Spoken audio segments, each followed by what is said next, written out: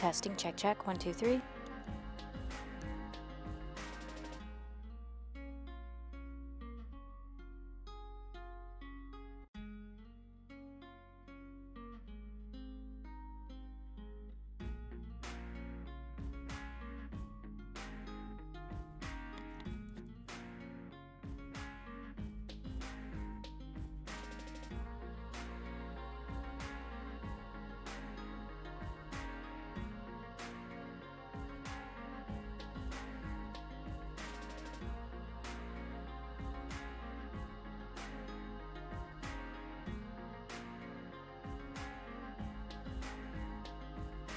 Hello, welcome to the Ninja Robot Studio LLC stream, where I play video games and VR experiences and talk through them from a UX designer's perspective. Game development has a heavy and direct influence on VR development, so it makes sense that we would study game design to help us create better immersive experiences. And I go by genre usually, and I started with tabletop RPGs, I did platformers, and now we're working on training sims. And this is the last sim that we're going to be going through that is an onboarding sim that was made by Oculus back when the original Rift was released. I don't even remember what year that was, but it's been a while. And that's the one we're going to be doing today. It's called First Contact. And I think I have all of the sound issues figured out from last time, and you should be able to hear the Quest audio now. We weren't able to last week, but I think I have that figured out, hopefully, and we will see today. So every week before we start the experience, I'm going to have to cut it short again because I've got projects I'm working on. Every week we go through an experience, and before we go through that experience, I usually go through the pillars of gaming UX, and I don't have time to go through them as in depth as I usually do, so that we can spend time on that. So that we can spend time on the actual sim that we're looking at. There is the link to that video on Pillars of Gaming UX, and I'll try to remember to put it in the show notes as well for those watching this on demand later. But that is, if you want to learn more about the Pillars of Gaming UX, that's them. But real quick, you've got the ones that you would recognize from Nielsen Norman if you come from a UX background and you are aware of the Nielsen Norman heuristics. They usually have 10 heuristics. There are 7 of these.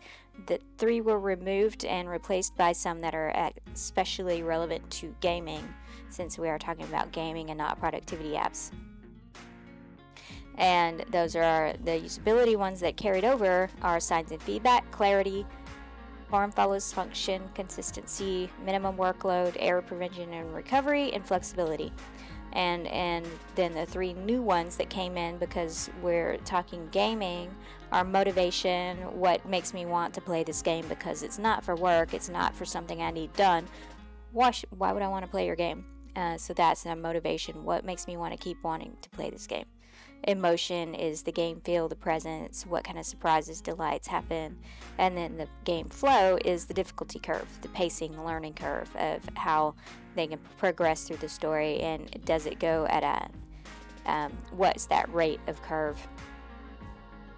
And then afterwards we'll go through a rose thorn bud method together, and hopefully you can participate with me live in the chat. If not, you can also post your comments in YouTube, and I do check those. I think I'm past due to check the comments in case any of you have any on there. I will try to remember to check those after this. I do check them, and I will also respond to those. Let's get started with the actual simulation. It's going through, I've got it set up on my Oculus Quest, going through the Rift store, the Rift library on my PC with Oculus Link.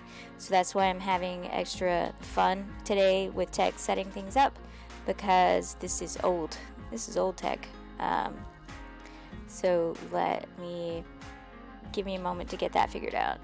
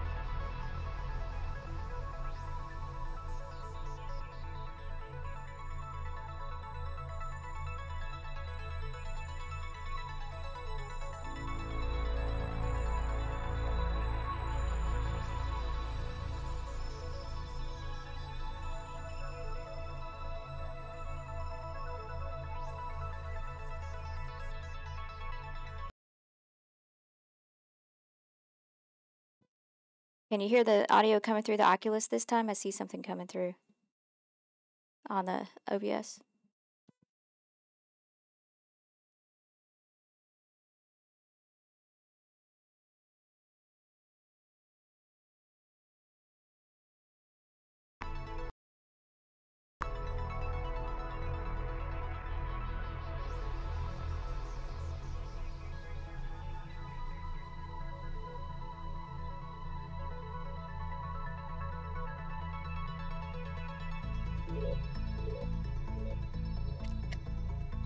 I also said hi, but I don't know if you heard me because I was muted.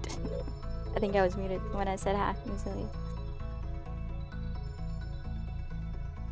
You have sound and visual, yay. Okay. Let me get my sound. I have to have 2 headsets.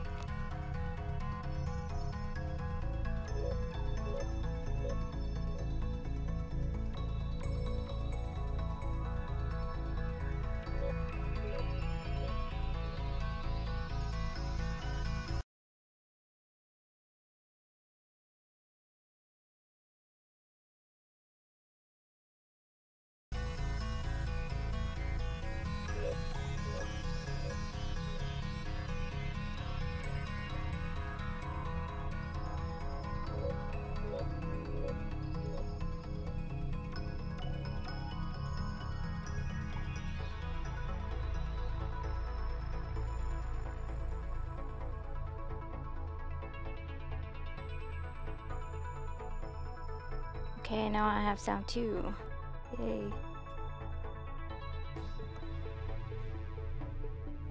Okay. So we should be good. I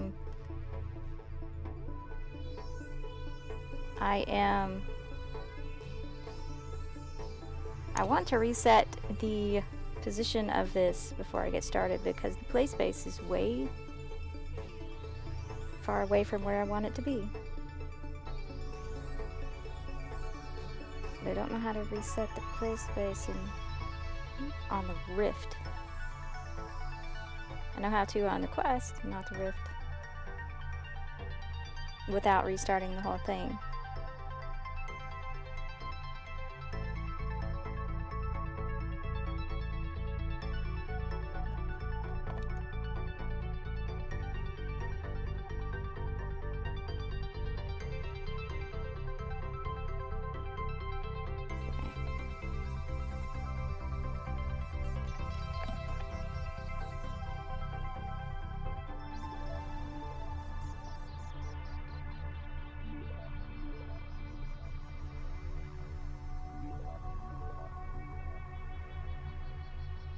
We're gonna have to restart it.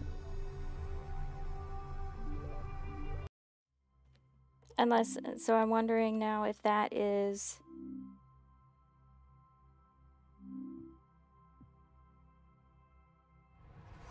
a limitation of the older tech. I don't know.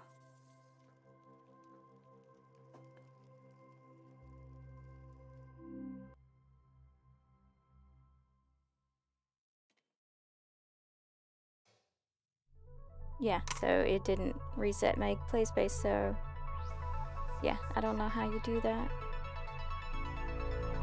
Guess we're gonna just have to deal with it. Okay.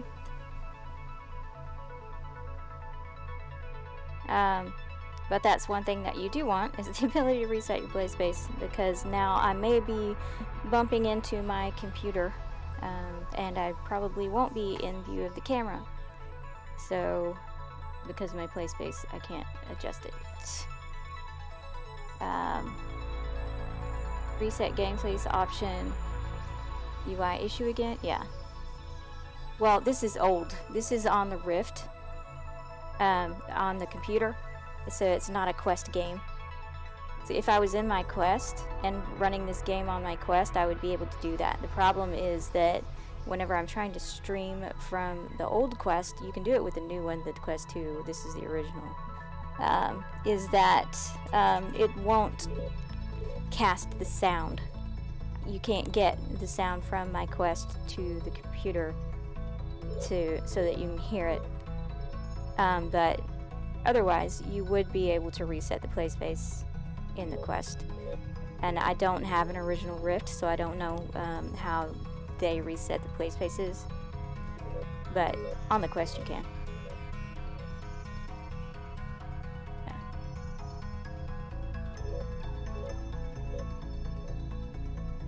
So I will probably be out of camera view for this, but okay. So when it first loaded in, you hear this fun music. It's from the 80s. Everything in here is very much 80s themed, and that's a good thing to note, because when the original Rift came out, this was created for them. This was created for that audience, and that audience was going to be the people with the money that would be able to afford this.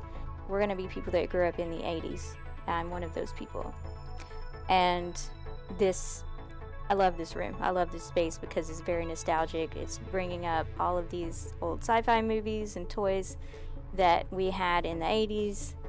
The super balls that bounce like crazy. All these things are from the 80s. And so, very nostalgic. And Polaroids. So yeah. And you also, I don't know if you caught it, when that tooltip first came up, there was a sound effect and some light effects as it loaded in this tooltip that you see above this little machine here. And it's got a tooltip with an animation saying press down, and that's telling me to press down the lid. And so I'm going to go ahead and do that.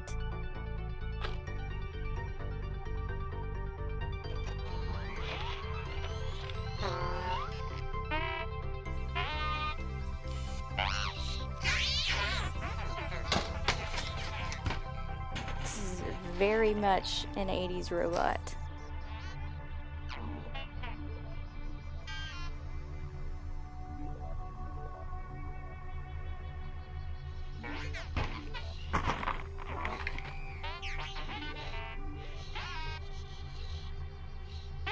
So it's just teaching you, okay, natural gestures.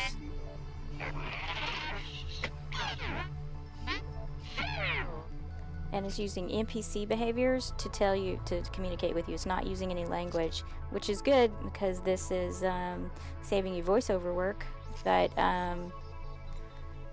it's teaching you with NPC behaviors, which is a very good thing to study. And it's got another tooltip saying to grab the cartridge, so I'm going to grab the cartridge. And it's again reinforcing what I'm supposed to do with gestures, and another tooltip saying insert the cartridge into this old computer.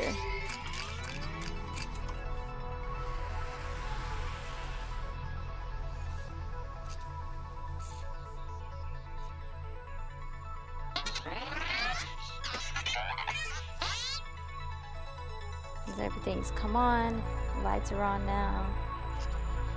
And he wants me. Oh, and he's smiling now. And now gesturing to go to the next thing. And lighting up the opening so you know where it goes. And it just snaps in.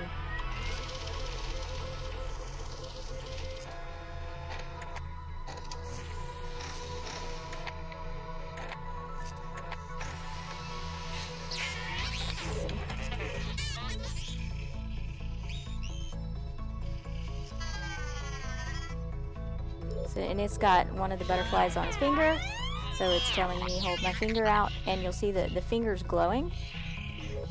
And now the butterfly's on the finger.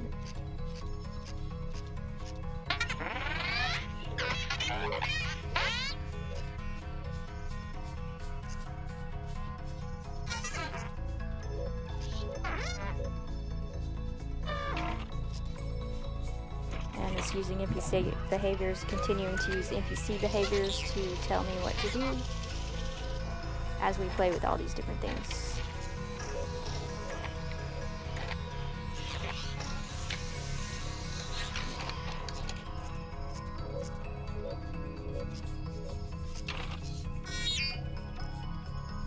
grab the toy, and it pops right into place, and I can take the toy.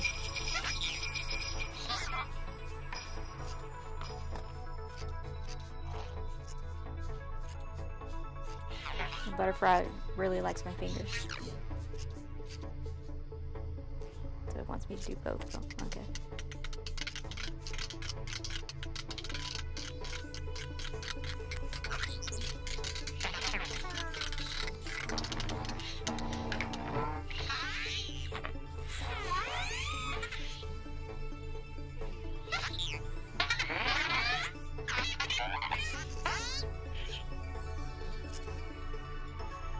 Pick one. Rockets. Okay. I think it has you go through every single experience.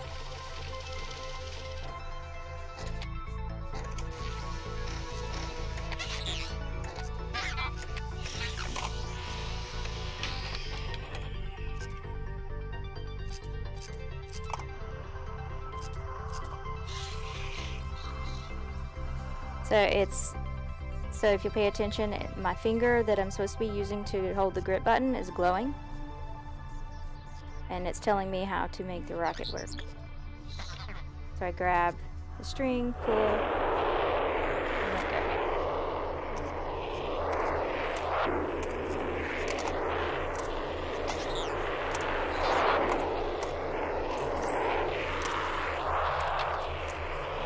Try a new one. Terrible shot.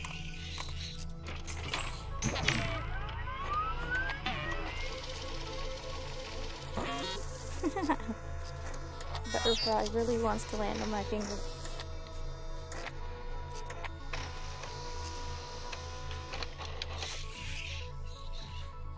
Snaps right into place when you do the grab, and now it's telling me it's making the finger glow that's on the button that I'm supposed to be using, and it's telling me to shoot target.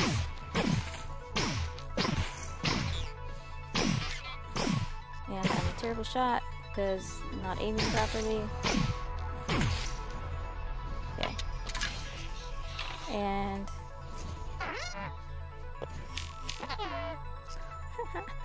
can't reach it. Can you move it towards me? I can't reach that one. I am short. Okay.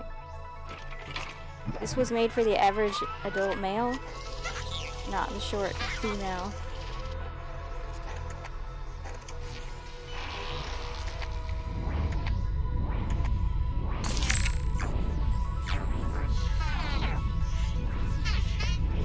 Oh, that one messed up good.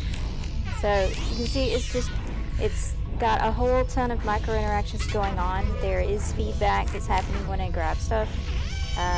And the finger that's on the button that I'm supposed to be using glows whenever it's teaching me to grab something. Now we've got a golden cartridge.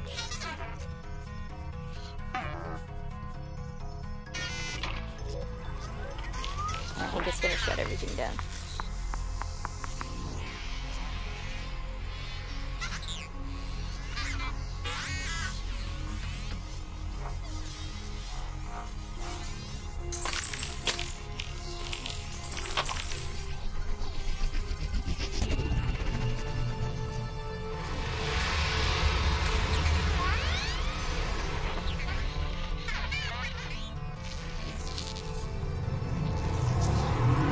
How the scene loaded, a bunch of blocks that just loaded in, and so it's taking care of that awe factor immediately, and it's letting you get acclimated to the environment before it asks you to do anything, and it's letting you initiate the start yourself, because I had to push down that button to activate the start of the robot interaction. And now takes you back to the Oculus Home where you can begin playing other games.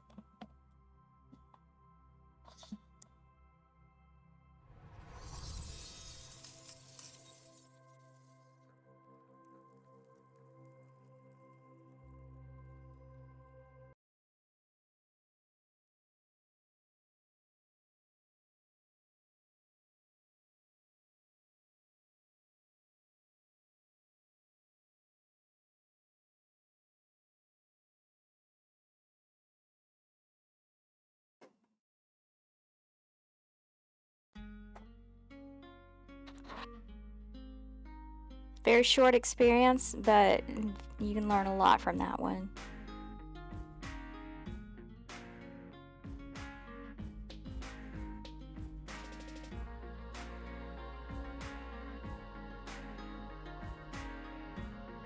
Okay. So now let's do the rose thorn bud on that.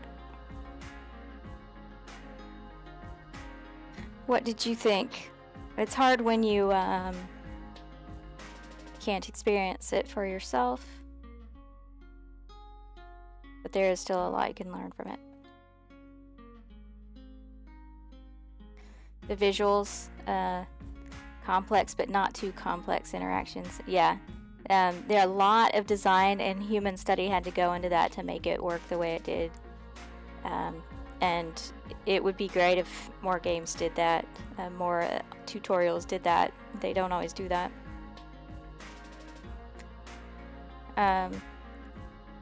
So the complex, but not too complex interactions. And the visuals, yeah. I like the 80s visuals. The 80s aesthetic.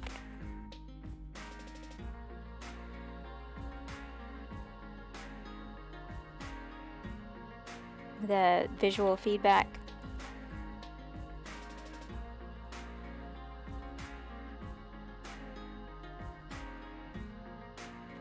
They were well designed. They were detailed and well designed.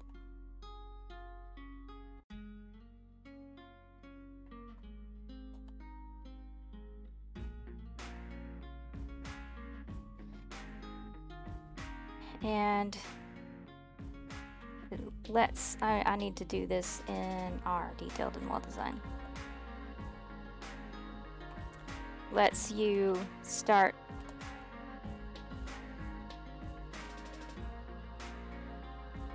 by pushing in the lid on the top of that top lid on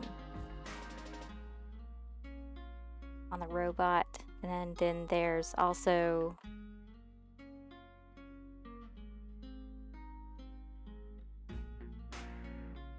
was there anything else you liked?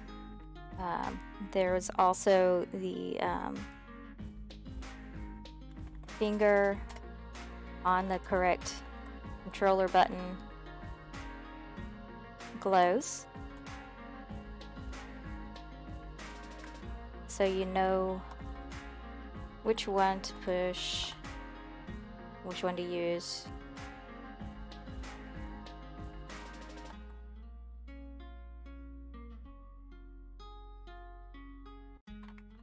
Taking the ergonomic controller design into account.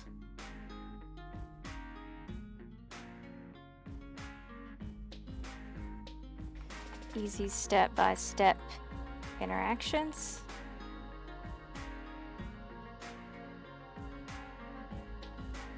The animated tooltips, yeah.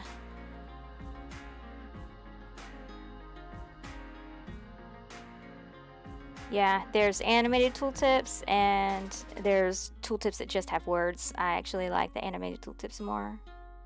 And they're connected to the right and to the object where you're supposed to be doing the thing it's giving you the tooltip on.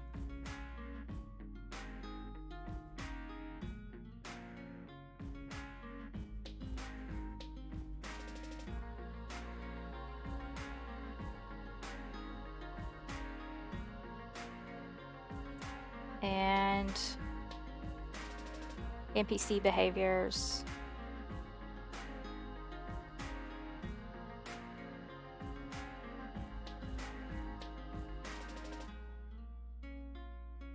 Uses gestures to communicate what to do. That's something I love about this one and Moss. If you've ever played Moss, or if you've seen Moss, I guess you don't have a headset yet, right? One of the first games you need to get besides this one is moss.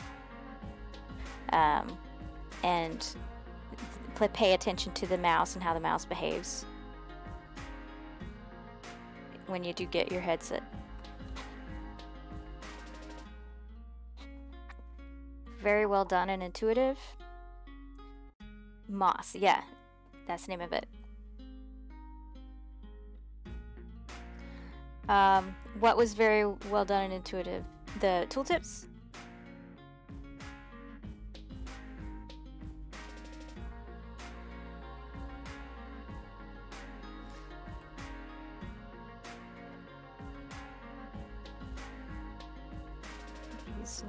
Brings back some 80s nostalgia to the target audience of the original Rift headset, which was people that grew up in the 80s.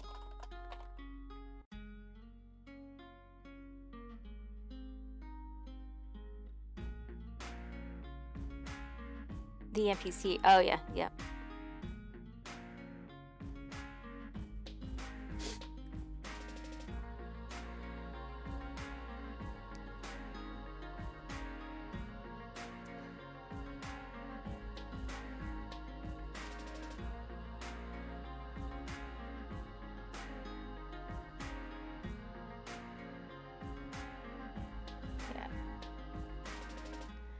Yeah.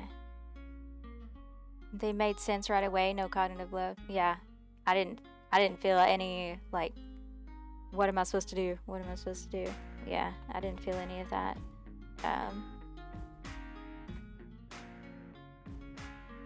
And you're talking about the NPC?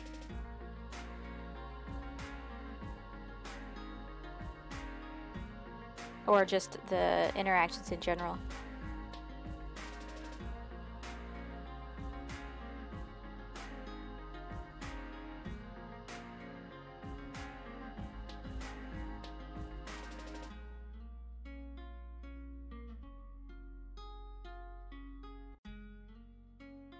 The NPC, yeah, okay. Yeah, this one is a great example of like what you can do with an onboarding.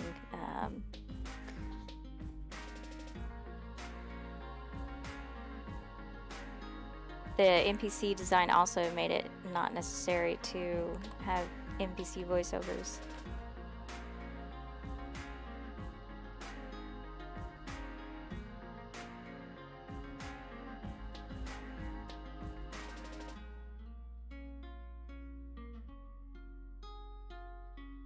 Yeah, in general it was, yeah, very low cognitive load for that.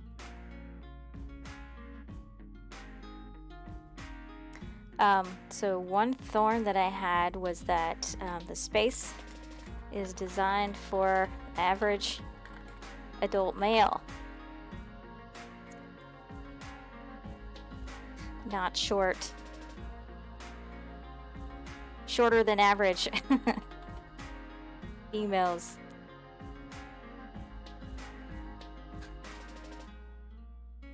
There is a way to use the floor origin in the headset to adjust size of the environment to fit the person. Oh, you're not either? Yeah. That is one way of solving that issue. And that's how some of the, like, if you get into VR chat and try out the different, well, no, Beat Saber. If you get into Beat Saber, which is another one you have to get, there's a free demo once you get your headset. Beat Saber is a good one, free demo. They adjust the environment based on your height.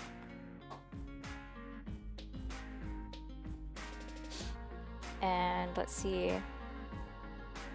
So I had trouble reaching things.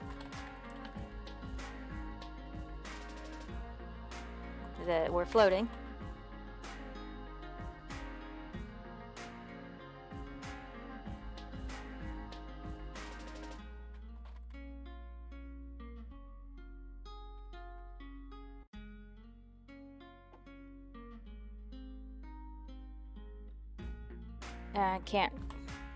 Can't reset the play space orientation. And I don't know again if that is a Rift, an old Rift limitation. If I just don't know how to do it. And if I don't know how to do it, they should teach you that. And they might when you first get into the headset. Not sure, because I don't have a Rift.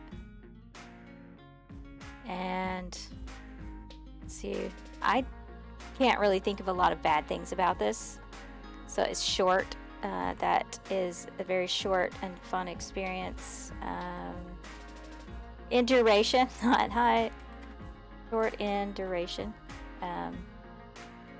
Not too long.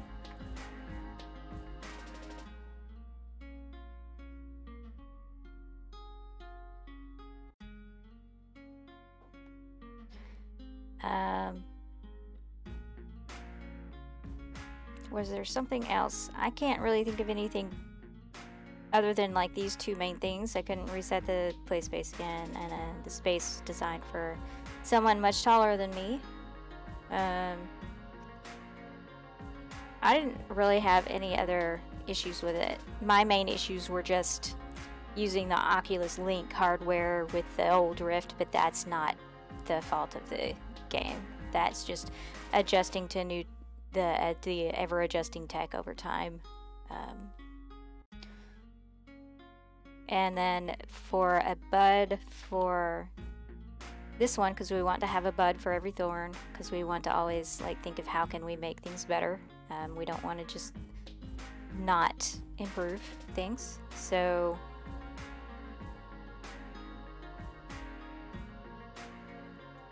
another idea would be to have the robot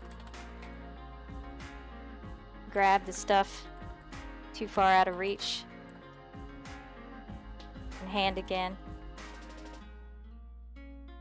That's one way of doing it. I was hoping it would do that. It's like, can you hand that to me?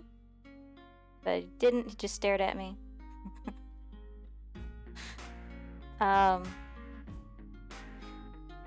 Can you repeat the tasks without restarting? Yeah, you could put the cartridges back in and do it again. I just didn't. But you could like continue playing with those cartridges and stuff. I just didn't do that. I think you can.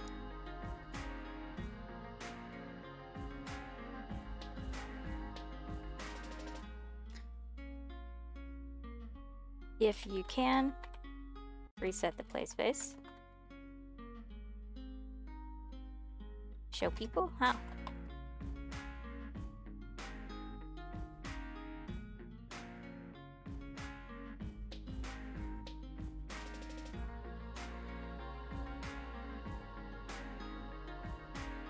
Any other thoughts on... Let's see, did I say it lets you go at your own pace? Lets you initiate the start, but I didn't say it lets you go at your own pace.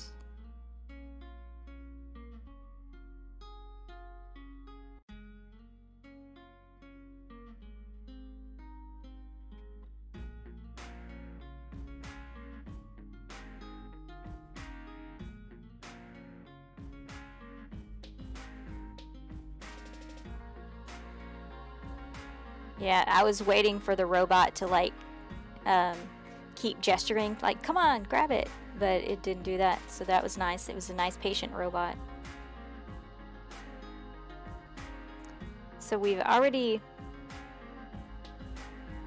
This is already an XR application. Can you think of any other roses, thorns, or buds, Julius? I can't, because I think it's just a great overall little experience that was very well done. They really did a good job studying their target audience and human behaviors. They took the time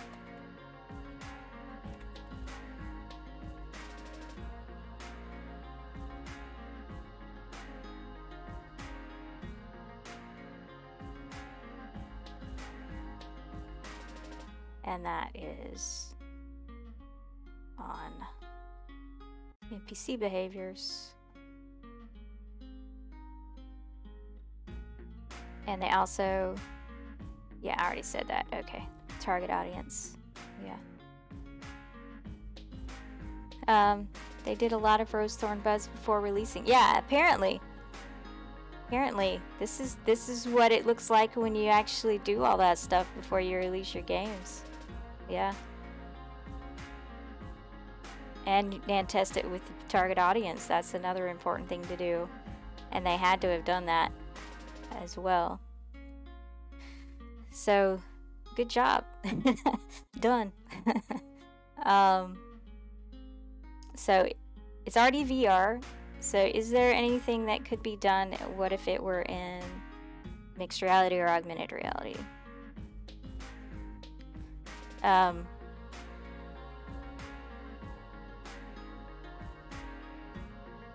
You could, so if in mixed or augmented reality,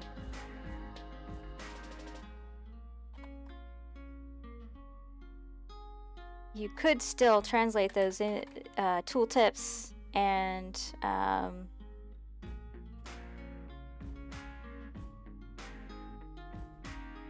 the glowing fingers onto the experience. Teach them how to do things. So just digitally make the correct finger glow on the button or whatever, or even make the, since you can see if it is a button, so like if it's a headset with a controller,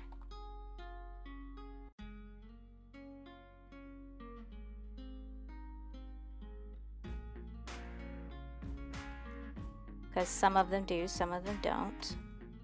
Let's see. So you said good comparison to previous app that we looked at, the difference when you do the work. Yeah. Are you talking about Wrench or First Steps? The difference, because Wrench, that one was needs a lot of work. The robot could interact with your desk and identify real objects. That would be fun. Yeah, it could do that. That would be awesome. There's actually a headset that it is not, I don't know if it's available anymore. It's called Occipital Bridge. It's a mixed reality phone-based headset that's basically just taking your phone and sticking it in a headset with a LiDAR. But now a lot of phones come with LiDAR, so the headset's kind of obsolete now, a little bit, but they had this little robot called Bridget. They had this little robot called Bridget that would like run around in your room and go under furniture and go around furniture and stuff. And the problem was that it would kill your phone battery, just like a lot of the AR apps do now on your phone. It just kills the battery very quickly. So you can't play with it for very long. But the experience, they did an awesome job on the experience. It's just that there wasn't a lot of apps supporting it, and the battery died too fast, so didn't get a lot of adoption, but tons of potential. I actually did some prototyping with it with Unity, because it goes straight to your phone. So as long as you know how to create for Cardboard, you could create for Occipital Bridge. But I don't know if you can get them anymore. They are over 100, but they're I think they were less than 200. But it's old, so I don't know how much support there is for it anymore. So good comparison to the previous app we looked at. difference when you do the work. Mixed reality, yeah, I already read that. The robot could interact with your desk. I read that. More wrench than first steps. Yeah. Yeah. So if you want to get started, you don't have a headset, right? If you want to get started, what I did was I just started playing around with tutorials on how to create cardboard stuff. So how do I create little cardboard experiences? And that's where I started, because I couldn't afford a headset. Yeah. There aren't very many mobile headsets out there right now, because since Quest is sixed off, it's just kind of taken over that mobile market, because it's so much better than like the Oculus Go and the there was a Google Daydream. Those, they're not supported anymore. They're not sold anymore. So those were the mobile headsets that were the precursors to the Quest standalone headsets.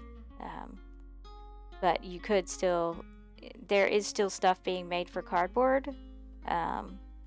So you could like look up tutorials on how to do that, and you can start that even if you don't have that little piece to put your phone in. As long as you have your phone and you have a computer that can run Unity, you can start doing tutorials on how to create for cardboard, and then that'll get you started a little bit and get you start learning Unity. So pause and witness. Hi, welcome. Do you recommend jumping right into Unity if you have a headset? So what kind of headset do you have? Because if you have a Quest, you could do Shapes XR. There's Shapes XR if you have a Quest, and that can get you prototyping in VR on your headset. Okay, yeah, so you can get Shapes XR. There's a free version. You need a platform that'll run Unity. Yeah, so you'll need a computer that can run Unity, because it will take some processing power and space. It takes space on your computer too. It takes up a good amount of space, so you'll want that.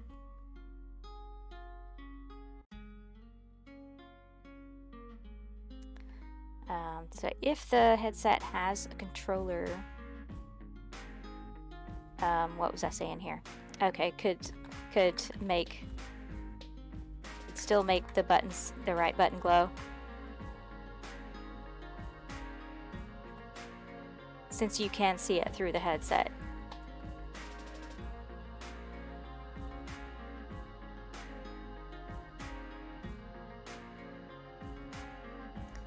And when you're not dealing with that barrier of your eyes being covered anymore. So it's the graphics card. Okay. And then will gaming laptops run Unity? Sorry, Hogging Chat. No, that's fine. I have a gaming laptop. So but here's the thing about, because everyone wants to go straight to a laptop, especially if you come from the Mac world. The gaming laptops, I have one. And I have a Mac because I come from the Mac world. I have a MacBook because everyone wants mobility. Gaming laptops cost way more than towers. So what you could do is, if you already have a computer, use the mobile one for things that you need to be mobile with. Like when I was doing research, I would travel with my Mac to do the research, and then I would because I have this gaming laptop and I bought it for mobility, but this thing is so big and it's so expensive that I don't want to touch the thing. I leave it where it is. I don't move it. I am afraid that if I drop the thing, it's going to break and I cannot afford another one. So it stays where it is. So why kind of defeats the purpose of a laptop. So why not just get a tower? Because the tower is going to be able to handle the heat better, because you can get bigger fans for it. Because the laptops tend to get hot, and that is going to threaten the graphics card overheating if the laptop gets too hot. And it's a lot harder to upgrade or update the different hardware in the laptop than it is a PC if you just got a tower, because you can, like, Yeah, I don't want to touch the thing. I touch it to turn it on, and that's it. I have a separate keyboard. I have separate monitors. It's just there. It's running OBS to the side, and I don't touch it. So, because I don't want to drop that. Because the good thing about the Mac is I've dropped it twice. Thing still works because it's metal, and it still works great. No problems, but that PC is going to be demolished if I drop it. So yeah, so that's what you need to think about. Everyone wants the laptop, but Tower is actually, unless you're brave and you can afford a new laptop every time you drop one, which hopefully isn't often, then go ahead and get the Tower. Space is an issue, of course, having the space for it, but the amount of space that it's taking up, the laptop's taking up,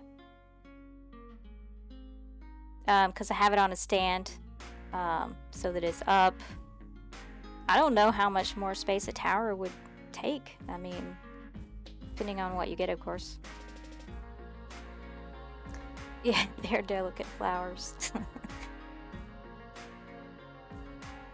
So, if the headset has a controller, you could still make the right button glow since you can still see it through the MR headset.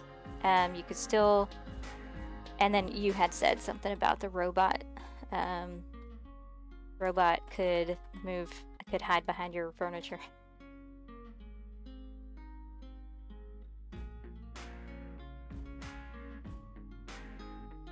And if it had,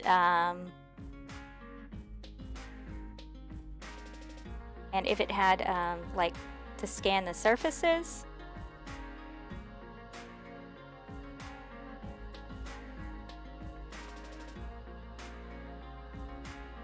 it could place, at least place the digital objects on that surface.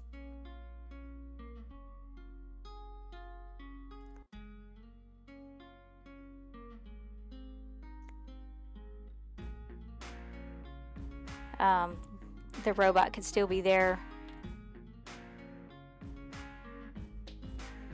guiding you as well through your tutorial.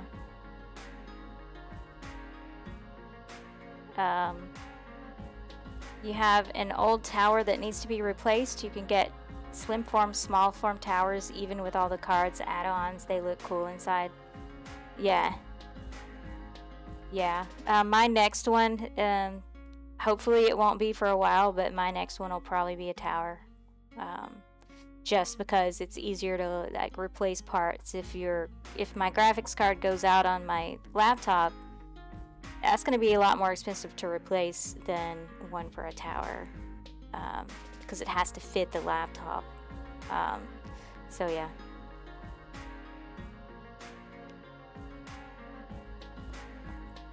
And the laptops cost way more than the towers. Right now everything's expensive because of shortage of chips and all that, so everything's going to be more expensive now. You don't have to have the...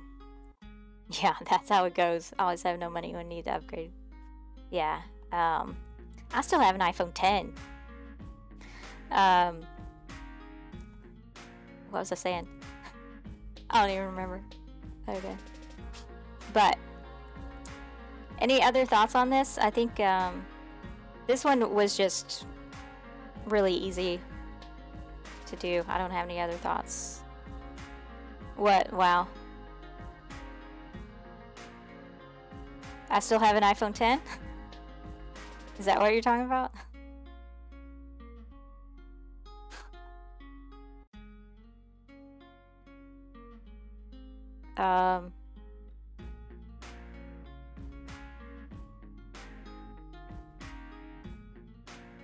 Yeah, I can't think of anything else. Anyone else have any questions or anything?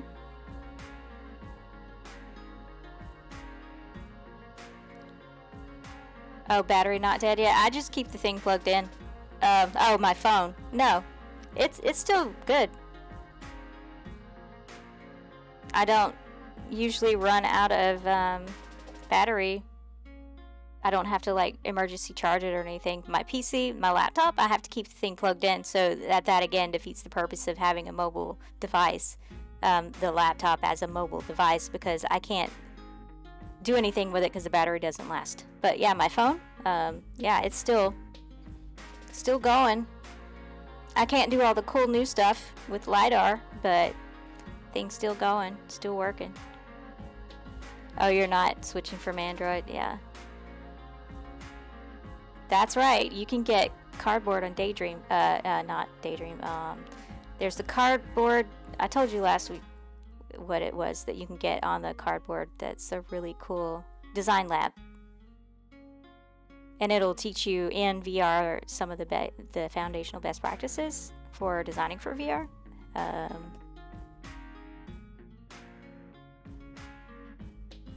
Yeah, so since you have an Android, take advantage of the Cardboard things that we can't get on iOS. And if y'all didn't have any other questions, I was gonna go ahead and end the stream because I got some projects to work on. Did y'all have any other questions?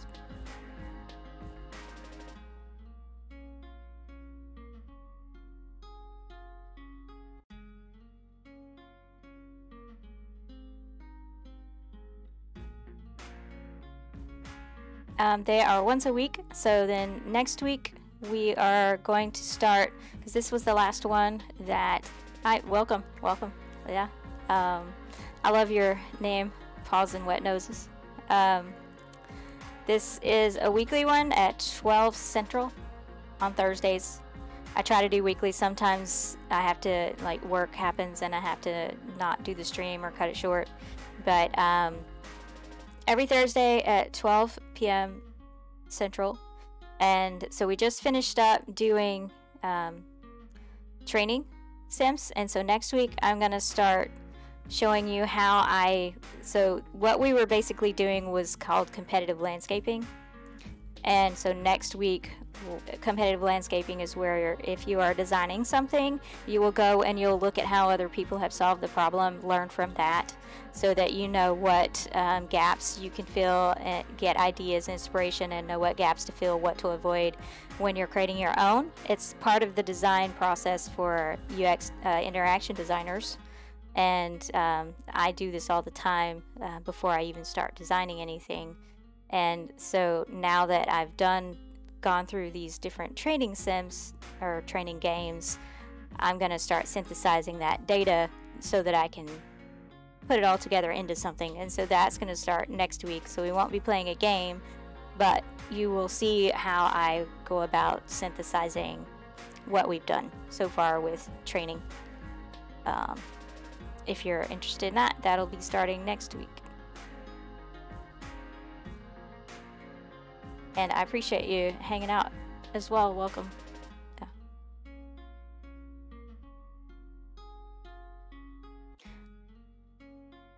But I will see y'all next week, and we start working on that. Yeah, thanks. Y'all have a good day.